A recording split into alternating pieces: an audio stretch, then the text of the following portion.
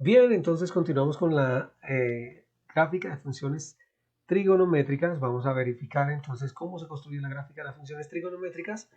Pero para esto vamos a recordar un par de cosas. Primero, que para trabajar con funciones trigonométricas es importante que hayamos estudiado los ángulos y los ángulos notables. Ya hay unos videos anteriores que les pueden ser muy útiles para este efecto. Bien, primero vamos a construir una tabla de valores en la cual vamos a contrastar dos sistemas de mediciones de ángulos en grados, sistema sexagesimal y radianes. Bien, entonces los ángulos que vamos a trabajar acá son los ángulos notables y sus múltiplos hasta 360 grados, básicamente desde 0 hasta 360 grados, de 30 en 30 grados, incluyendo de 45 en 45 también. Es decir, está 45, 135, estaría 225 y 315, que no estarían incluidos dentro de la escala de 30 en 30, pero los incluimos porque son valores críticos a la hora de dibujar una función trigonométrica y de hacer el análisis de las funciones trigonométricas. Bien, entonces resulta que vamos a contrastar el sistema sexagesimal en grados acá arriba y el sistema pi radianes aquí abajo. Entonces vamos a ver la equivalencia y vamos a ver de dónde salen estos valores. Aquí está la equivalencia de 0, de 30, de 45, de 90, de todos los ángulos que ya hemos mencionado. 360 equivale a 2pi, 180 equivale a pi, por lo tanto 90 equivale a pi medios. Pero ¿cómo se llega a estos valores o cómo hacemos para calcular estos valores? Hay una definición sobre la cual nos vamos a parar para hacer esos cálculos. 180 equivale a pi. Bien, entonces voy a hacer el ejercicio con 120 grados. 120 lo voy a multiplicar por pi y lo voy a dividir entre 180. De esta manera. 120 por pi sobre 180.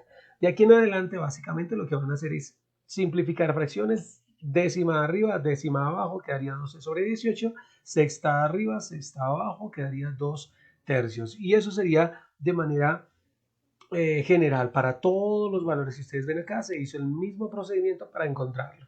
Entonces ustedes pueden revisarlo, pueden repetir esto. Por ejemplo, en lugar de escribir 120, pueden escribir el 210, hacen la simplificación y les tendría que dar básicamente lo mismo. Bien, entonces continuemos. Ya sabemos de dónde salen los radianes. En adelante ya no vamos a trabajar en grados, sino en radianes para lo que resta del análisis de las funciones trigonométricas. Bien, ahora, gráfica de funciones trigonométricas, vamos a contrastar los radianes con su valor equivalente en seno, o el valor que le correspondería en términos de la función trigonométrica seno. Estos son los radianes y este es el valor al que le corresponde en términos de la función seno. Bien, estos valores ya los encontramos en calculadora. Por supuesto, ustedes pueden devolverse al video de ángulos notables donde verificamos de dónde salen cada uno de estos valores y cómo es que se empiezan a repetir de esta manera. Bien, entonces ustedes pueden ver la función seno, que es la tabla que aparece en la parte inferior.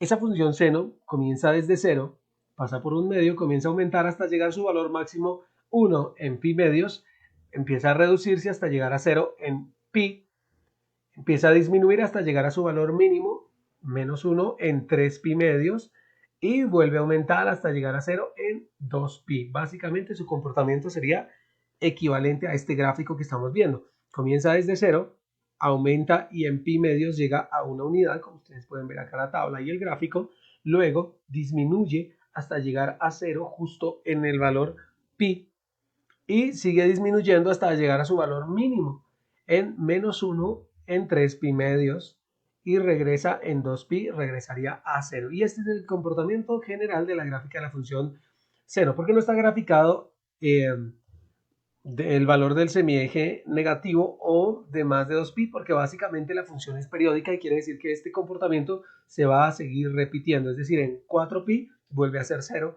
dado que la función tiene comportamiento repetitivo o periódico. ¿Listo?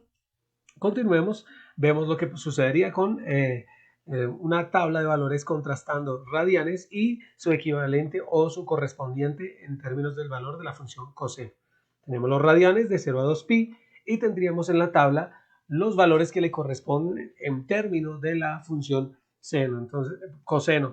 Entonces miren que para este caso, para 0 grados, coseno equivale a 1, para pi medios, coseno equivale a 0, y se invirtió porque en la función anterior para pi medios valía 1 y para 0 valía 0. Entonces la función va a tener también un comportamiento oscilante porque fíjense, desde 1 comienza a bajar, pasa por 0 hasta que llega a menos 1 y empieza a regresar hasta llegar a 0 y volver al valor 1. Básicamente hace este comportamiento o tiene este comportamiento. Comienza desde 1, disminuye hasta pasar por 0, llega hasta, sigue disminuyendo hasta llegar a menos 1, incrementa, pasa por 0 y vuelve al valor 1. Ese sería el comportamiento finalmente de la función coseno. Bien, entonces la función coseno, a diferencia de la función seno, básicamente estaría arrancando desde acá arriba en una unidad, disminuye, pasa por 0, llega a menos 1, incrementa, pasa por 0 una vez más y llega a 1 y su comportamiento va a seguir oscilando de esa manera de ahí en adelante. Por eso solamente hacemos el análisis a esta primera función o a este primer ciclo de la función hasta 2pi. Listo, entonces pues es básicamente verificar que cada uno de estos valores es la altura a la que se encuentra justo en ese ángulo. Por ejemplo, miremos en pi cuartos. Para pi cuartos es 1 sobre raíz de 2. Fíjense, aquí en pi cuartos la altura sería 1 sobre raíz de 2, sería sobre esta altura.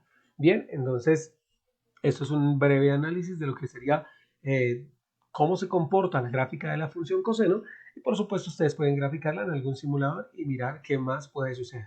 Bien, este es un video pues básicamente describiendo cómo surgen las gráficas de las funciones trigonométricas. Vamos a pasar a la función tangente, función trigonométrica tangente, que es básicamente vamos a partir de varias cosas.